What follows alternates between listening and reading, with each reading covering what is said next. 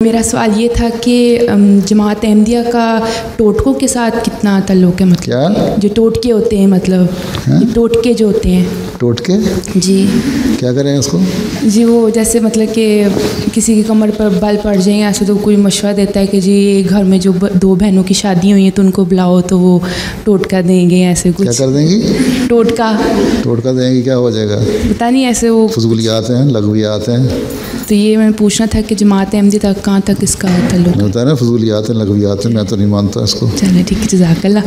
باقی ٹوٹکے اور چیزیں ہیں. ٹوٹکے مثلاً یہ ہوتے ہیں، بعض روایتیں چلی جاتی ہیں، بعض چھوٹے چھوٹے نسخے ہوتے ہیں گھروں میں ہیں کہ یہ استعمال کرو تو اس سے بعض چیزیں ٹھیک ہو جاتی ہیں. مثلاً ایک ٹوٹکا بعض لوگ دیتے ہیں گھروں والے، بعضوں بچوں پہ کامیاب بھی ہوتا ہے، میں بھی دے دیتا ہوں کہ چنے کی دال جو ہے کسی کا قد اگر کسی کا چھوٹا ہے تو پہلے دن 1 دانہ بھگو کے کھاؤ، پھر اگلے دن 2، پھر 4، پھر 8، پھر 16.